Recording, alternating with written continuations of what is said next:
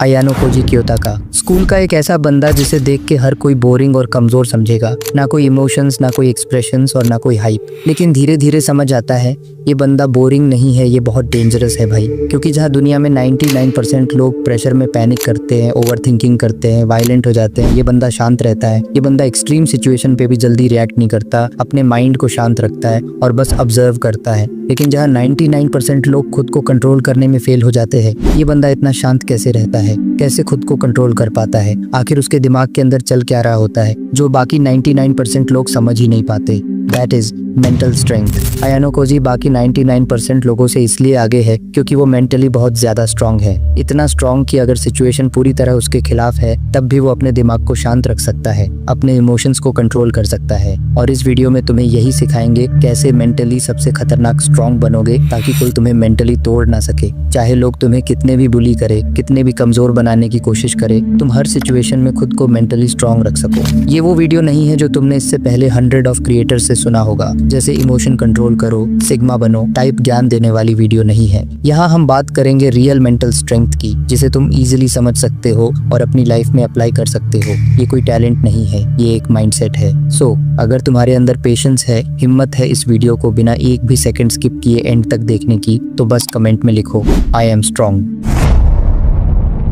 जब हम broken feel करते हैं, गर्लफ्रेंड या बॉयफ्रेंड के साथ ब्रेकअप हो गया, पेरेंट्स ने ताना मारा, किसी खास दोस्त ने धोखा दिया या कुछ भी जो हमें अंदर से हर्ट करे, तब हम या तो गुस्सा दिखाते हैं या रोने लग जाते हैं या फिर किसी गलत लोगों से अपना दुख दर्द शेयर कर देते हैं या इंस्टाग्राम, फेसबुक पे स्टोरी लगा देते हैं। लेकिन अयानो कोजी का रूल अलग है। उसके अंदर दुख दर्द, केओस, प्रेशर, पेन कुछ भी हो, वो उसे ना ही किसी के साथ शेयर करता है और ना ही अपने फेस पे उसकी कोई झलक आने देता है, क्योंकि वो जानता है जो बंदा अपनी वीकनेस, अपने इमोशन दूसरों को दिखा देता है वो कंट्रोल खो देता है। सो अपने दुख दर्द हमेशा अपने पास ही रखो, किसी के साथ शेयर मत करो। हमेशा ऐसे एक्ट करो कि तुम फाइन हो, स्ट्रांग हो। कभी अपने फेस को ऐसा मत बनाओ कि लोग तुम्हें देखकर इजीली समझ जाए कि तुम परेशानी में हो। अंदर चाहे तूफान चल रहा हो, बाहर से बिल्कुल स्ट्रांग रखो खुद को। कभी भी लोगों के सामने खुद को कमजोर मत दिखाओ। मेंटल स्ट्रेंथ यही से बनती है। जो बंदा अपना दर्द छुपा के चलना सीख लेता है वो लाइफ के गेम में बहुत आगे निकल जाता है।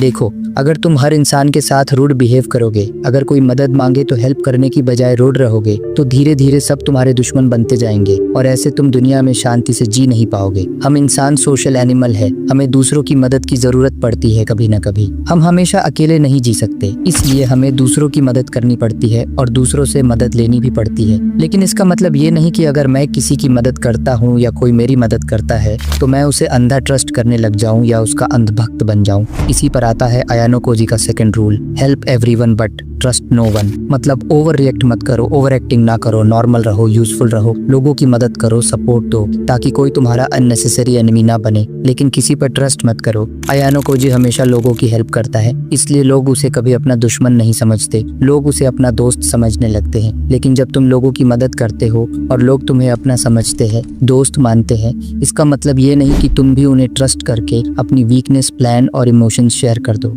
रियल लाइफ में लोग अक्सर यही गलती करते हैं, या तो वो सब पर भरोसा कर लेते हैं या फिर सबसे कट ऑफ हो जाते हैं। अयानो कोजी दोनों के बीच का रास्ता चूज करता है। वो मदद करता है पर किसी पर डिपेंड नहीं रहता। वो सबके साथ बात करता है पर सब कुछ बताता नहीं। लोगों के बीच में ही रहता है पर किसी पर ट्रस्ट नहीं करता। फाइन रहने की एक्ट करो, दूसरों की मदद करो, पर इसका मतलब ये नहीं कि बार बार कोई तुम्हारा काट के जाए और तुम फिर भी बार बार उसकी मदद करते रहो। अगर कोई तुम्हें धोखा दे, ट्रस्ट तोड़े, हर्ट करे तो उसे जितना जल्दी हो सके माफ कर दो। रिवेंज के चक्कर में मत पड़ो, पर उस धोखे को कभी मत भूलो। उस इंसान को फॉरगिव कर दो, रिवेंज मत लो, पर उस इंसान की गई कर्म को कभी मत भूलो। जैसे अयानो कोजी रिवेंज के चक्कर में नहीं पड़ता, वो गुस्सा पकड़ के नहीं बैठता, क्योंकि गुस्सा दिमाग को धीरे धीरे स्लो और अनप्रोडक्टिव कर देता है, इसलिए वो जल्दी फॉरगिव कर देता है, अपनी शांति के लिए, सामने वाले के लिए नहीं। पर अयानो कोजी उसे भूलता नहीं। वो याद रखता है कौन, कब, कैसे और किस सिचुएशन में उसके खिलाफ गया था, क्योंकि इससे फ्यूचर की सेफ्टी होती है। जब हम किसी का केयर करते हैं तो धीरे धीरे हम उससे मेंटली एंड इमोशनली अटैच्ड होने लगते हैं। उनकी प्रॉब्लम्स अपनी लगने लगती है और अपनी फीलिंग्स सेकंड प्रायोरिटी बन जाती है। लेकिन जब सामने वाला उस केयर को समझने के बजाय उसे एक्सपेक्टेशन बना लेता है, तब शुरू होता है प्रॉब्लम। और इसी पर आते हैं अयानो कोजी का सबसे कोल्ड और पावरफुल रूल। वो पहले जेन्युइनली केयर करता है, सुनता है, समझता है, हेल्प करता है, पर जैसे ही वो फील करता है कि सामने वाला उसकी केयर का फायदा उठा रहा है या सामने वाले की एक्सपेक्टेशंस बढ़ने लगती है, या जब वो फील करता है कि वो सामने वाले से इमोशनली या मेंटली अटैच्ड हो रहा है, वो तुरंत सब कुछ स्टॉप कर देता है बिना एक भी सेकंड एक्सप्लेन किए। 99% लोग यही फंस जाते हैं। जब कोई उनका केयर करता है या वो किसी का केयर करते हैं तो धीरे धीरे इतना ब्लाइंड हो जाते हैं कि उस अटैचमेंट से बाहर ही नहीं आ पाते। लेकिन अयानो कोजी के लिए केयर सिर्फ एक चॉइस है, हैबिट नहीं। वो किसी से इमोशनली अटैच्ड नहीं होता, जब चाहे सब कुछ स्टॉप कर सकता है। That's the power of mental strength.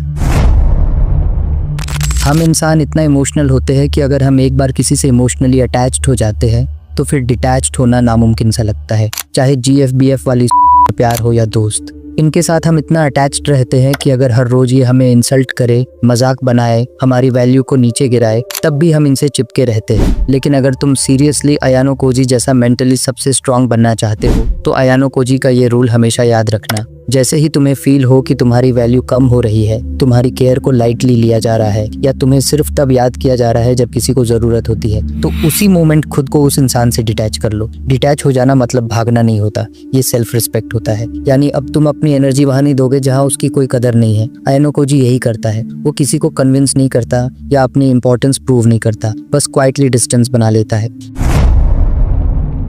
लोग अक्सर चुप रहने को वीकनेस समझ लेते हैं। उन्हें लगता है जो कम बोलता है, शोर शराबा नहीं करता, वो बंदा कमजोर है। लोगों को लगता है अगर हम बोले नहीं, जवाब नहीं दिया तो लोग हमें डरपोक समझ लेंगे। इसीलिए वो हर बात पर रिएक्ट करते हैं, हर आर्ग्यूमेंट में घुस जाते हैं और बिना सोचे समझे कुछ भी बोल देते हैं। लेकिन अयानो कोजी जैसे लोग चुप इसलिए रहते हैं क्योंकि उन्हें पता होता है हर लड़ाई लड़ना जरूरी नहीं होता। कभी कभी चुप रहना ही सबसे स्मार्ट मूव होता है। वो बोलने से पहले सोचते हैं, वो हर इंसल्ट का जवाब नहीं देते, हर आर्ग्यूमेंट में अपनी एनर्जी वेस्ट नहीं करते। साइलेंस उसका डिफेंस भी है और पावर भी। चुप रहकर वो अपने इमोशंस को कंट्रोल करता है और सामने वाले को एक्सपोज होने देता है। मेंटल स्ट्रेंथ का मतलब ये नहीं होता कि तुम सबको लाउडली जवाब दो। असली स्ट्रेंथ होती है ये जानना कि कब बोलना है और कब बिल्कुल चुप रहना है। अगर तुमने बिना स्किप किए अभी तक वीडियो को पूरा देख रहे हो और सारे रूल्स अच्छे से समझे तो कंग्रेचुलेशंस ब्रो, तुम ऑलरेडी मेंटली स्ट्रांग पर्सन हो। क्योंकि पेशेंस रखकर किसी चीज को केयरफुली समझना मेंटली स्ट्रांग पीपल का ही एक साइन होता है। मेंटली स्ट्रांग लोग लाउड नहीं होते, ड्रामेटिक नहीं होते। उनकी लड़ाई बाहर की दुनिया से कम और अंदर खुद से ज्यादा होती है। सो इन रूल्स को अपनी लाइफ में अप्लाई करो और खुद को मेंटली खतरनाक